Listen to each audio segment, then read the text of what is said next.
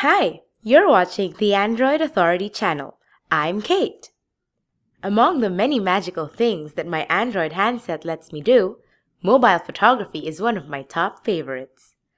The stock Android camera provides enough features for photography that both amateurs and pros alike can enjoy, including HDR photography.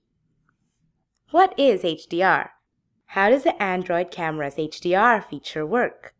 How can you effectively use HDR on your Android device? In this video, I'll talk about the HDR feature on Android and how to maximize its potential.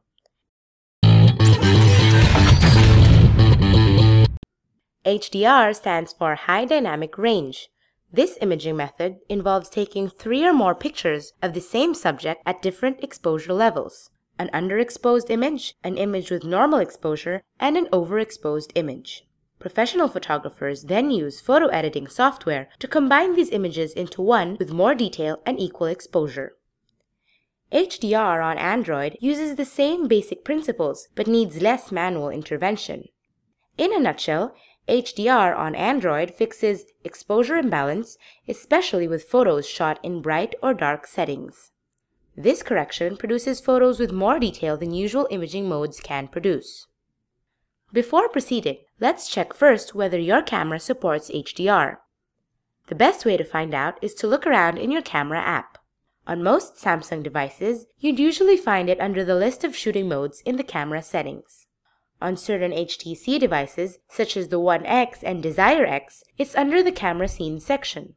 On Sony Xperia phones, it's usually in the camera settings menu. On the Nexus 4, you can quickly activate HDR mode right on the viewfinder screen. Just long tap on the viewfinder and tap the HDR icon. Sadly, I couldn't find HDR on the Nexus 10 or the Galaxy Nexus. At other times, the HDR feature comes under a different label. On the Samsung Galaxy camera, for instance, you won't find HDR, but you'll find a similar feature that Samsung calls rich tone. Capturing HDR photos is just like capturing a normal photo. Just enable HDR mode first before capturing photos. Since your camera will be taking 3 or more consecutive shots, keep your hand steady while taking a photo. If a tripod is available, use it. Point your camera at the subject. Use tap to focus if needed and if it's supported. Then, capture the image by tapping the shutter. Voila! You have your own HDR image. While you'll most likely get only one image file when using HDR on Samsung devices, you'd usually get 2 image files, one with HDR and the other with normal exposure. Check the file names. The HDR image file usually looks similar to this. Capturing HDR images is easy, but is it alright to use HDR all the time? When is the right time to use HDR? High Dynamic Range mode is best for landscape photography. If you go on a trip, for example, and you want to capture the image of this stunning landscape against a bright sky like this one, use HDR. That way, the details of your landscape photo will have an enhanced background and foreground. See the difference? HDR also works great with portrait shots, especially when the background is bright. Most of my friends always advise me not to take photos against the light, but with HDR, I can get away with it most of the time. You can even use HDR in a dim environment, like this. Here's the subject in normal mode, and this one's the same subject in HDR mode. Which one's better? HDR can also be used to remedy low-light scenes.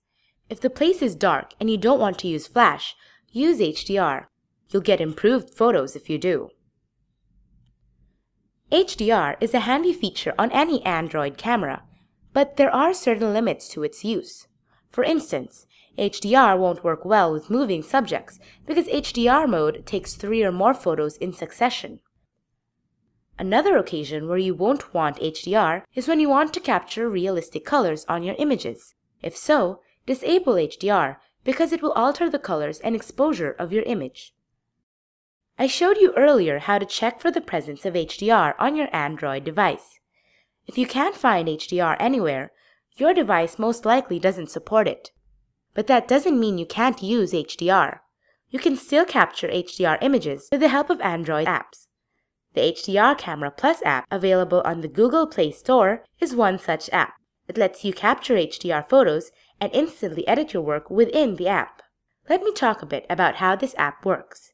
Here I'll use a non-HDR phone, the Samsung Galaxy Nexus. This is how the camera looks like. This area is the viewfinder. This small thumbnail here is a preview of the last photo that you took. This one is the virtual shutter button. This cogwheel is the button for the settings menu. And this slider is for zooming in or out. Before shooting an image, first set the image size for the photo. Then go to Advanced Settings and toggle the option to edit the photo after taking it. Let's leave the other settings as they are for now. Now let's take some HDR photos. This works just like any other camera app. Point, focus, and shoot. And here's our HDR image. Because we've enabled the editing feature, the image editor screen will appear. You can select preset filters or manually set tone mapping parameters such as exposure, color vividness, contrast, and micro contrast. After editing, remember to save the photo. Awesome! You now have an HDR image taken by a non-HDR phone thanks to the HDR Camera Plus app. Mobile photography becomes more fun with camera features such as HDR on your Android device. In this video, I showed you how HDR works and how to maximize its use on your Android device. I hope you find this video helpful. For more Android guides, news, and reviews, visit androidauthority.com and subscribe to our YouTube channel. I'm Kate, thank you for watching, and remember, the power of Android is yours.